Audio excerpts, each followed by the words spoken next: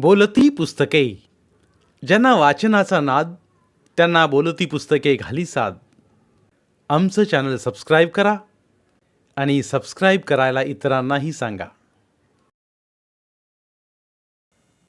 नमस्कार श्रोते मित्र हो, बोलती पुस्तके सादर करीत आहे लेखिका नीलम मानगावे लिखित कादंबरी भैरवायन भाग दुसरा.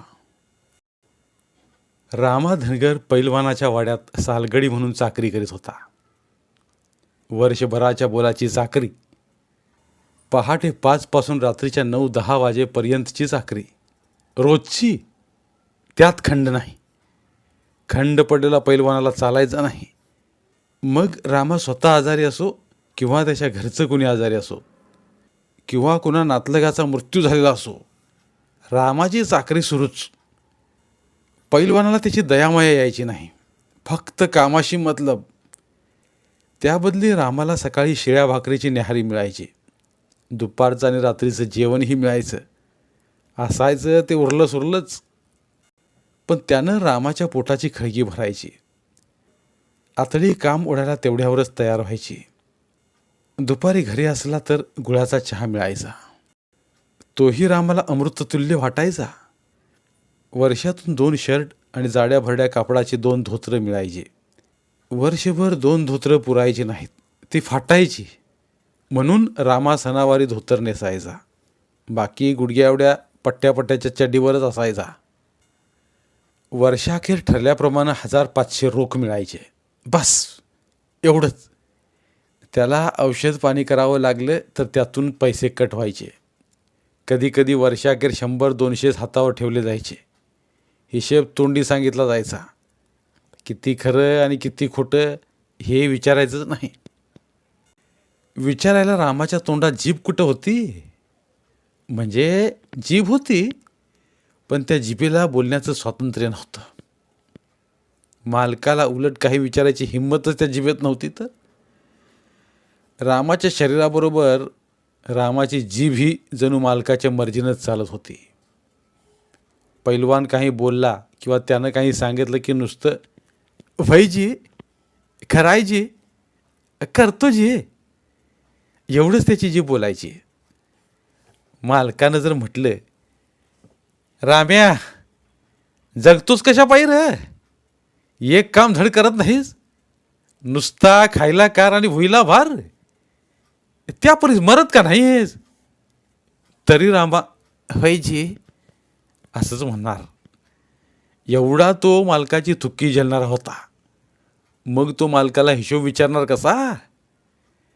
तसं तर हिशोबातलं काही कळतही नव्हतं. पैलवानानं सांगितलं, राम्या पगाराची रक्कम आधीच देऊन संपली की रे. रामा गप्पच. विचार करायला डोक्याला सवयच नव्हती. तरीसुद्धा कधी त्याला वाटायचं, मनात यायचं,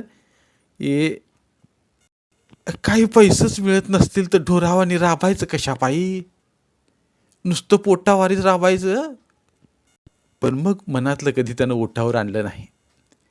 एकदा मात्र वर्षाखेर मालकानं त्याच्यासमोर 100 रुपयाची नोट फेकली, तेव्हा मात्र रामाला वाईट वाटलं, रागही आला. मन घट्ट करून त्यानं विचारलं, मालक पगार एवढाच, फक्त 100 रुपये? भोसडीच्या हरामजाद्या, मला विचारतोस एवढंच काय म्हणून? पैलवानानं त्याच्या गुडघ्यावर लाथ मारली तसा रामा खाली पडला. चुकलं मालक, चुकलं म्हणून त्यानं पैलवानासमोर डोकं ठेवलं आणि पैलवानानं पायानंच त्याचं डोकं ठोकरलं. पुन्हा प्रश्न विचारायचा नाही, कळलं का? रामा गपगुमान उठला. तर असा हा गडी, सालगडी मूक बधीर असल्यासारखाच पैलवानासमोर वागायला लागला. पैलवानाच्या घरात, पण त्याच्या घराबाहेर राहून त्याचा गडी म्हणून राबू लागला. त्याचा वावर बाहेरच, घरात त्याला प्रवेश नव्हता. त्याचा विटाळ पाळला जात होता. त्यानं पाण्याच्या हौदाला शिवायचं नाही, घरातल्या मुलांना स्पर्श करायचं नाही. त्याच्यासाठी गोट्याजवळ एक वेगळाच हौद होता. त्याच हौदातलं पाणी तो गोट्यातल्या म्हशींना पाजायचा, बैलांना पाजवायचा, घोड्याला पाजवायचा, आणि स्वतःही प्यायचा. रामा गावातलाच होता, त्यामुळे रात्री 10 नंतर तो आपल्या घरी झोपायला जायचा. तेव्हा घरातले सगळे झोपलेले असायचे. म्हातारी आई, बायको, मुलं सगळे झोपलेले. कधीतरीच तो बायकोच्या कुशीत जायचा. एरवी रोज पोरांजवळ पडायचा. झोप कधी लागायची तेही समजायचं नाही. पहाटे 5ला उठून निघून जायचा. मुलांची गाठीभेटच व्हायची नाही. आई म्हणायची, लेकरा किती राबतोस, एखादा खाडा का करीत नाहीस? तो काही बोलायचा नाही, गप निघून जायचा. कामं मरणा एवढी असायची पैलवानाची. शेणघाण, अंगणाची परड्याची झाडलोट, जनावरांची देखभाल, त्यांचं चारा पाणी, शेतातली कामं, वैरणीचं बिंड डोक्यावरून आणणं, पुन्हा वेळ मिळाला की चुलीसाठी लाकडं फोडून देणं, वाळलेली शेणकूट आत गोठाड्यात कोपऱ्यात आणून रचणं, 1 की 2. कितीही कामं असली तरी किच्चू करायचं नाही. एवढा पैलवानाचा दरारा. पुन्हा रोज रात्री घरी जाताना पैलवानाचं अंग रगडून देणं, तेल लावून त्याची पाठ रगडणं रोजचंच काम. किती ताकद लावली तरी पैलवानाला ते पुरायचंच नाही. जरा जोर लाव की भडव्या, खाल्लेल्या अन्नाची काय मातीच होती आहे रे, असं म्हणून पैलवान रामाला लाथ मारायचा ते वेगळंच. एवढ्या कामाचं पुन्हा रामाला बक्षीसही मिळायचं. पैलवानाच्या लाज वाटण्यासारख्या शिव्या, मारणं, बडवणं, तुडवणं वगैरे पैलवानाच्या ज्या त्यावेळच्या मर्जीनुसार. कधीकधी रामाच्या मनात यायचं, पैलवान आपली शिवाशिव पाळतोय, घरात येऊ देत नाही, पोरासनी शिवू देत नाही, मोठ्या हौदातलं पाणी घेऊ देत नाही, मग आपल्याला मारतोय कसा? तवा कशी शिवाशिव होत नाही? आपल्या हातानं स्वतःचं अंग रगडून घेतोया, तेलानं मालिश करून घेतोया, तवा कसं चालतंय आपण शिवल्यालं? मनात असे प्रश्न आले तरी रामा घाबरायचा. आपल्या मनात असलं आलंच कसं म्हणून, आणि कुणाला ते समजलं तर नाही ना, अशा संशयाने इकडे तिकडे बघायचा. एकदा एका रात्री रामाला स्वप्न पडलं. स्वप्नात तो म्हातारा झाला होता. त्याच्या हातून कामं होत नव्हती, म्हणून पैलवानानं त्याला चाकरीवरनं काढून टाकलं. पैलवान म्हणाला, राम्या, उद्यापासून तू कामावर येऊ नकोस. का हो, काय चुकलं माझं? रामानं हात जोडून विचारलं. तसा पैलवान म्हणाला, गड्या, म्हातारा झालास आता, कामं होईनात पहिल्यासारखी, दुसरा गडी सापडलाय, तू जा आता.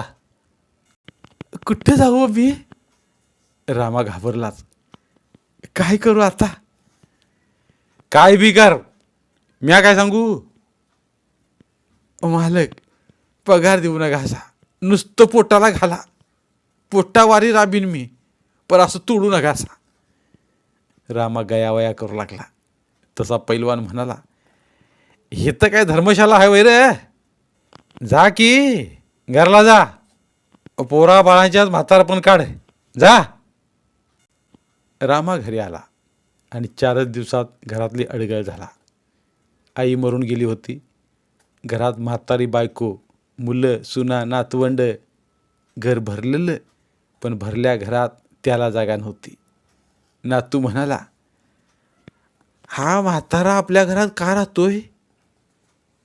रामा म्हणाला, अरे मी तुझा आजा आहे.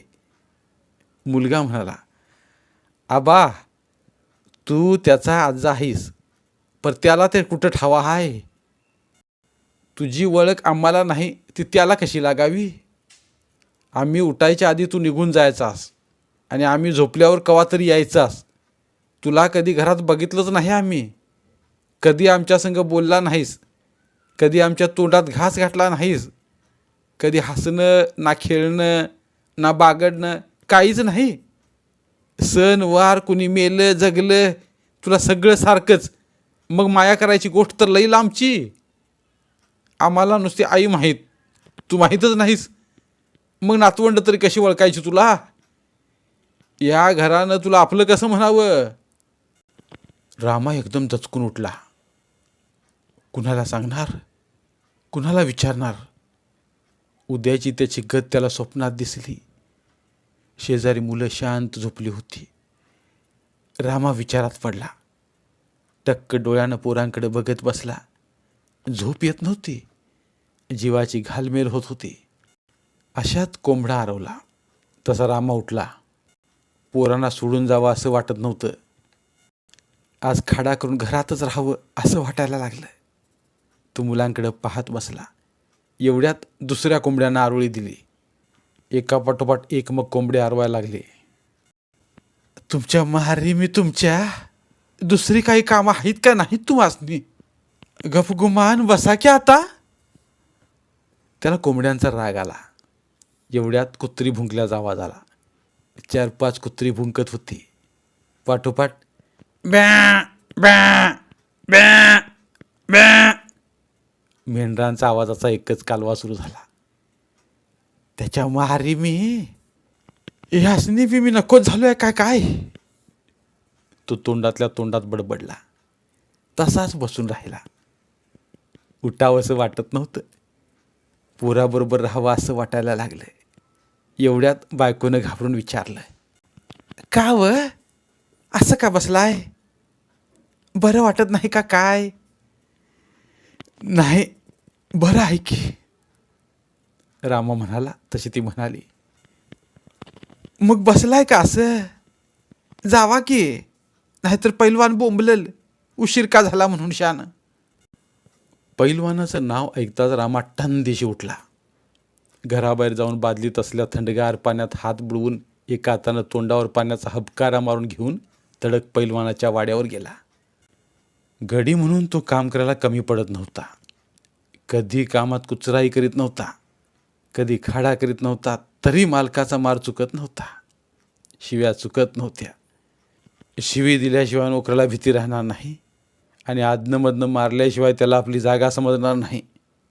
आपल्या पायरीनं राहण्यासाठी गड्याला मारझोड केलीच पाहिजे, अशी पैलवानाची नीती होती.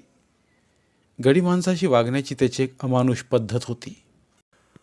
पैलवान आडनावानंही पैलवान आणि शरीरानंही पैलवान. अंगात रग होती, गोटी गोळी बंद तगडं शरीर होतं. त्याला गर्वही होता. त्यात पैलवान खानदानी घरातला. कुस्त्या मारायचा, फळ जिंकायचा. पैलवान म्हणजे गावाची शान होता, शान, अभिमान होता. गावच्या फेट्याचा तुरा होता. तो नेहमी ताट असायचा. त्याचं वडील पैलवान होते, आजोबाही पैलवान होते. एकूण घरानंच पैलवानाचं होतं.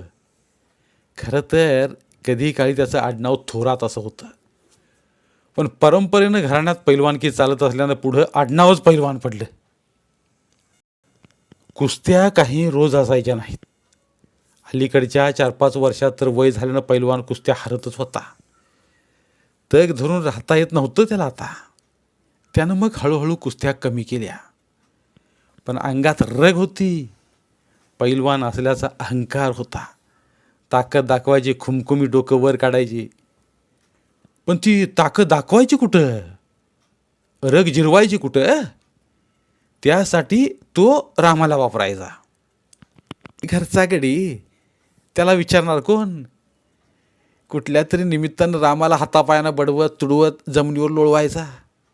मारण्याची कारणं क्षुल्लक असायची. कुठं गोट्यातल्या म्हशीनी शेण तुडून गोटा घाण केला, धारा काढायच्या आधीच रेडकानं दूध पिऊन टाकलं, पाऊस आला, शेण कुठं भिजली, शेतातली नांगरट पुरी झाली नाही, नाळाच्या झाडावरली नारळ कुणी पळवली. सगळ्या गोष्टीला जबाबदार म्हणून रामा मार खायचा. एकदा तर कहरच झाला. पैलवानाचा नातू रांगत रांगत सोप्याला घेत असल्या कट्ट्याच्या कडेला आला. रामा पुढंच होता, कट्ट्याच्या खाली, दरवाजाच्या पुढं राहिला होता. रामाच्या लक्षात आलं, हा आता आणखी पुढं आला की पडणार. आता काय करावं रामाला समजेना. धाकटं मालक, पुढं नका येऊसा, फडशीला मागे सरका. रामा त्या रांगत्या बाळाला सांगायला लागला. बाळ हसत आणखी पुढं आलं. वहिनी साहेब. त्यानं मालकिनीला हाका मारल्या. मालकिनीला ते काही ऐकायला गेलं नाही. वहिनी काकू, तो ओरडला, पण कुणीच बाहेर आलं नाही. नातवानं एक हात पुढं टाकला. तो हात कट्टा सपलेला असल्यामुळं कट्ट्याच्या पुढं पडला आणि नातू उलटा होऊन खाली आला. त्या क्षणी रामानं त्याला वरच्या वर झेलला. नातू खाली पडला नव्हताच, तरी पडल्याच्या भीतीनं तो रडायला लागला. वहिनी, काकू आणि प्रत्यक्षात पैलवान बाहेर आली. पाहतात तर रामाच्या हातात त्यांचा नातू. रामाला घट्ट बिलगलेला. पैलवानाच्या डोळ्यांतून ठिणग्या उडायला लागल्या आणि काही समजायच्या आतच नातवाला उडून बायकोकडं त्यानं फोदरीच्या म्हणत रामाला जोरात लात मारली. रामा खाली पडला. मालक मालक पोरगं खाली पडत होतं, त्यानं सांगण्याचा प्रयत्न केला, पण पैलवानाच्या कानापर्यंत ते पोचलंच नाही. हरामिया, माझ्या नातवाला घेतलंस कसं तू? तुझी हिंमत कशी झाली हात लावायची? म्हणून लाथा मारू लागला. मेलो मेलो. रांडच्या जातीवर गेलासच. तू कोण? तुझी लायकी काय? तुझी पायरी कुठची? हा, असा कसा लेकराला हात लावलास? चुत्त मारीच्या आता सोडत नाही तुला, मर तू. असं म्हणत रामाला मारायला लागला. तोंडातून रक्त यायला लागलं.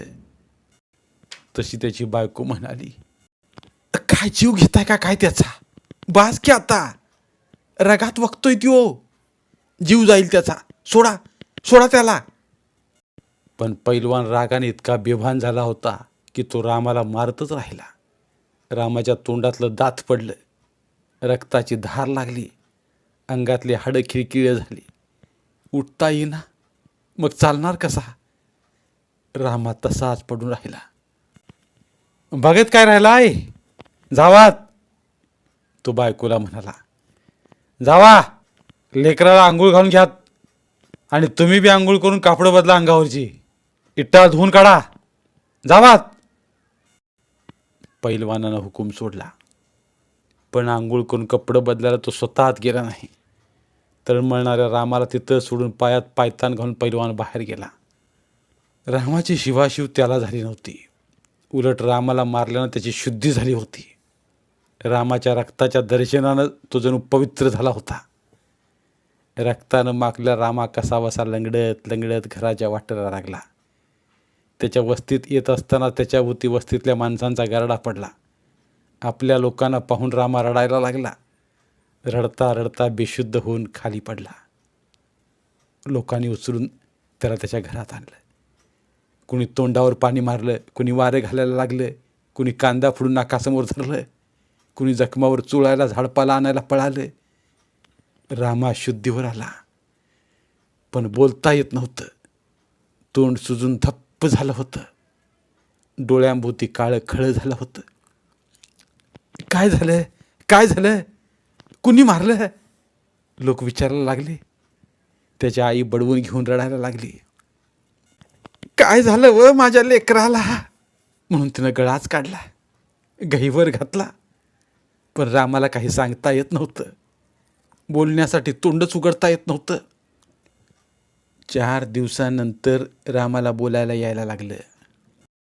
त्यानं मग जे घडलं ते खरं खरं सांगितलं आणि इथंच खरी ठिणगी पडली. स्वतःला कोण समजतोय भाड्या? पैलवान असला तर आपल्या घरात, आपल्याला काय त्याचं? आधीच अर्ध्या डोसक्याचा, त्यात रेड्यागत माजलाय. त्याला वटणीवर आणायलाच पाहिजे. त्याच्या मारी मी त्याच्या एवढं मारायचं असतं वैर. त्याला हिंगा दावलाच पाहिजे आता. चला रे चला, जाऊया वाड्यावर आणि दात पाडूया त्याचं बी. मग कळल काय होतंय दात पाडल्यावरती. तरुणांची डोकी भडकली होती. तसा एक म्हातारा म्हणाला, वाड्यावर नको जाऊसा. आसपास त्याची भावकी असती या, ती सोडायची नाही तुम्हाला. त्या परीस शेतावर जाऊन काटा त्याला चांगला. हाग्या मार द्या. ह्या वक्ताला शेतावरच असतो या ती. हो, जावा आणि चेचा त्याला चांगलं. पोरांना हे पटलं आणि पैलवान शेतात गेलाय याचा माग काढून काही तरुण धनगर, काही त्याचे दलित मित्र मिळून 25, 30, 40 पोरं पैलवानाच्या शेतावर गेले. एवढ्या लोकांना पाहूनच पैलवान घाबरला. आतल्या आत थरथरायला लागला.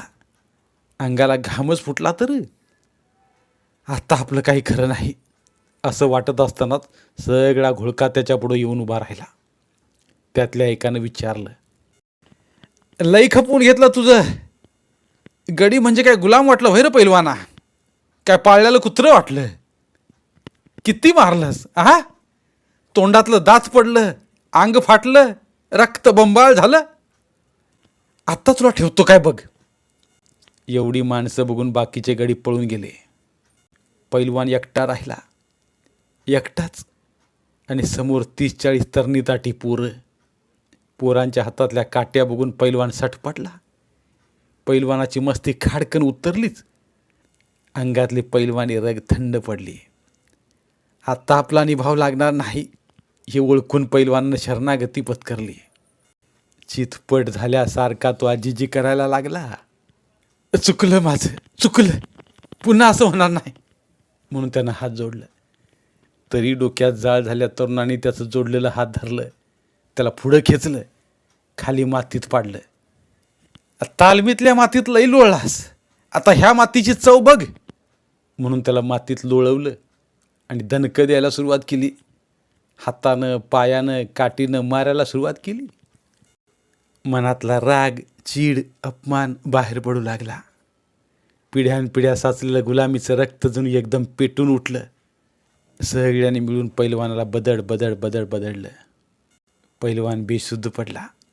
नाकातून रक्त वाहायला लागलं. आता मर भडव्या म्हणून त्याच्या अंगावर थुंकून सगळे निघून गेले. वीर योद्ध्यासारखे वस्तीवर पोहोचले. बातमी वाऱ्यासारखी गावात पसरली. लोक पैलवानाच्या शेताकडे धावले. पैलवानाला उचलून आणलं, त्याच्या घरात नेऊन ठेवलं. वैद्य डॉक्टरला बोलावून घरी नेलं आणि इकडं तासाभरात सगळा गाव चावडी पुढं जमला. गावातली झाडून सगळी लोकं एकवटली. बाजाबाची शिव्या शाप झालं. पण वस्तीवरच्या लोकांनी पैलवानाला एवढं मारलं का हे कुणाला समजेना. सगळे पुन्हा पैलवानाच्या वाड्यावर गेले. वैद्यबुवा औषध पाणी करीत होते. पैलवान शुद्धीवर आला होता, पण त्याला बोलता येत नव्हतं. वहिनी, काय झालं? पैलवानाला एवढं का मारलं? लोकांनी चौकशी केली. तशी पैलवानाची बायको, बाहेर चला सांगतो सगळं असं म्हणून बाहेर आली. दरवाजासमोर गावातली माणसं, कट्ट्यावर वहिनी. तिनं मग नेमकं काय झालं ते सांगितलं. नवऱ्यानं रामागड्याला जनावरासारखं मारलं हेही सांगितलं. तेव्हा खरा उलगडा झाला. चूक पैलवानाची होती, पण इथं गावाच्या प्रतिष्ठेचा प्रश्न होता म्हणून गावानं पैलवानानं आधी मारलं. चूक पैलवानाची होती हे झाकलं. जात परंपरेनं संस्कार, संस्कृती, प्रतिष्ठा साऱ्यावर इज्जतीचं रेशमी वस्त्र टाकून पैलवानाला अभय दिलं. त्याच्या चुकीचं चांदणं केलं. मारलं पैलवानानं म्हणून काय झालं? त्या हरामजाद्यांची ही हिंमत. आता सोडलं नाही पाहिजे कुत्र्यांना. उभय उभय नाही सोडलं पाहिजे, नाहीतर ही डुकरं पुन्हा पुन्हा येऊन गावात तोंड घालतील. त्यांना त्यांची जागा डावलीच पाहिजे. खरं आहे, समद्यासने अद्दल घडवली पाहिजे. एकट्या पैलवानानं राम्याला मारलं तर एकट्यानंच पैलवानाला मारायचं होतं. हे जान्या, एकट्यानं तरी का मारावं? आपल्या लायकीनं राहावं डुकरांनी. मारलं तर काय झालं? परस्पर उत्तर देऊन एकट्यानं मारायचं होतं म्हणणाऱ्याला गप्प बसवलं. आता अति झालं. आत्ताच त्यांचं दात घशात घालाय पाहिजेत, नाहीतर कुत्री माजतील, सोकावतील, पिसाळतील. त्या आधीच हिसका दावाय पाहिजे. चला रे, चला दावूया हिसका. आता गप्प बसून उपयोग नाही. थांबा थांबा, जरा ऐका माझं म्हणत भगवानराव कारखानीस 2 पावलं पुढं आले आणि सर्वांना उद्देशून म्हणाले, जरा दमानं घ्या. असं डोकीत राग घालून घेऊ नका. तुम्ही आता जाऊन 10-20 लोकांची डोकी फोडणार. उद्या तुमच्या 10-20 लोकांची डोकी फुटणार. हे बरोबर नाही. जरा विचार करा. मग काय गप्पच बसायचं? जमणार नाही. गर्दीतला एक आवाज, भगवानराव म्हणते ते खरं आहे. दुसरा आवाज, ही डोसकी काय फुटण्यासाठी नाहीत. तरण्या ताठ्या पोरांची डोसकी फुटली तर ती भरून कशी काढायची? ताकद नको, डोसकं चालवायला पाहिजे. डोसकं वापरून त्यांना उत्तानं पाडायला पाहिजे. पाणी मागायचं बी सुचाय नको, असं करायला पाहिजे. म्हणजे काय करायचं? म्हणजे नाक दाबून मुसक्या आवळायच्या त्यांच्या, अशा आवळायच्या का नाक घासत आली पाहिजे कुत्री. जाऊन जाऊन जातील कुठं? म्हणजे नेमकं काय करायचं म्हणता दादा? हे बघा, आपण फरमान काढायचं. कसलं फरमान? गावातल्या कुणी बी आपल्या शेतात त्यांची मेंढरं बसवायची नाहीत. भिक्कारडी येऊन भीक मागतात, त्यांना भीक मागायची बंदी करायची. गावात यायचं नाही. व्हाय व्हाय, हे बेस आहे. आमचं खाऊन आमच्यावरच उरपाटी होणारी ही सगळी जात. त्यांना भिकच घालायची नाही कुणी. मरा म्हणावं टाचा घासून. ऐका पुढं. सगळ्यांचाच उत्साह वाढला. हे बघा, सुई, दाबण, दोरा, बिब्बा, मन्या ऐकणाऱ्या बायासने गावात येऊ द्यायचं नाही. आणि सगळ्यात महत्त्वाचं म्हणजे गावकुसा बाहेरच्या कोणा एकाला बी कामाला सांगायचं नाही. ना गावात ना शेतात, कुठल्या बी कामाला सांगायचं नाही. वय वय, असंच करायला पाहिजे. उपाशी मारायला पाहिजे. डोसकी फोडण्यापूर्वी डोसकी चेंबलेली चांगली. सगळ्यांना ही कल्पना आवडली. सगळ्यांनी होकार भरला. तसं भगवानराव म्हणाले, अरे असं करू नका. ऐका माझं, यात नुकसान फक्त त्यांचंच होणार नाही, तर नुकसान आपलंही होईल. सगळा गाव भरला जाईल त्यात. असं कसं होईल? अरे गावगडा चालण्यासाठी सगळ्यांची गरज असते या, त्याशिवाय गावगडा चालत नाही. एकमेकांच्या मदतीशिवाय गावगड्याचं चाक पुढं सरकत नाही. हे त्यांना बी कळायला पाहिजे होतं. पैलवानाला मारताना अक्कल काय शेण खायला गेलती होई? हे बघा, पैलवानाच्या बायकोनं आत्ताच काय सांगितलंय ऐकलं ना तुम्ही सगळ्यांनी? रामाची काही चूक नव्हती. त्याच्या डोळ्यासमोर मूल कट्ट्यावरून पडत असताना तो फक्त बघत कसा बसणार? मूल कट्ट्यावरून खाली पडू नये म्हणून रामानं पडणाऱ्या मुलाला वरच्यावर झेललं. यात त्याचं काय चुकलं? खरं तर पैलवानानंच रामाचा आभार मानायला पाहिजे होतं. ते सोडून उलट त्यानं रामाला रक्तबंबाळ होईपर्यंत मारलं. ही चूक पैलवानाची नाही काय? समजा मूल खाली पडलं असतं तरीही पोराला धरला नाही, पोर पडत होतं, हे बघत कसा काय राहिलास तू? म्हणून ही पैलवानानं त्याला मारलंच असतं. मार तर बसणारच होता. मग त्यातल्या त्यात रामानं मुलाला वाचवलं, हे का बघत नाही तुम्ही? म्हणजे तुम्ही राम्याच्या बाजूचा आहेसा? मी फक्त खरं काय आहे हे तुम्हाला दाखवतोय. ते तुमचं तुम्ही बघत बसा, आम्हाला काय सांगू नका. वय वय, आता ठरलं ते ठरलं. सगळ्याच भोसडीच्यांना गावबंदी करायची म्हणजे करायचीच. भगवानराव मनात म्हणाले, ह्यांना कळत कसं नाही? हा त्यांचा राग आजचा नाही. आज तो बाहेर पडला एवढंच. वर्षानुवर्षे आपण त्यांच्यावर अन्याय करतोय ही त्यांची चीड आहे. रामाला मारल्याचं एक निमित्त आहे, तेवढंच घेऊन त्यांनी पैलवानाला बदलून काढलं. हा त्यांचा बाहेर पडला असंतोष आहे. त्यांची ही जाब विचारायची पद्धत आहे. अन्यायाविरुद्ध उठलेला हा आवाज आहे. तो जर समजून घेतला नाही, समजुतीनं मिटवला नाही, माणूस म्हणून त्यांना स्वीकारलं नाही, तर कुणाचंच भलं होणार नाही. कधी तिकडची कधी इकडची डोकी फुटतच राहतील. एका क्षणात हे सारं भगवानरावांच्या मनातून सरसरत गेलं. धन्यवाद. उर्वरित कादंबरी पुढील भागात. मराठीतील प्रतिभावंत लेखकांचं साहित्य, कथा, कादंबऱ्या ऐकण्यासाठी आमचं बोलती पुस्तके हे चॅनल सबस्क्राईब करा. आणि मराठी साहित्याचा प्रसार करण्यासाठी प्रत्येक मराठी माणसाला सबस्क्राईब करण्यासाठी आवाहन करा. आणि बोलती पुस्तके या साहित्य चळवळीत सहभागी व्हा. आपले पुन्हा एकदा धन्यवाद.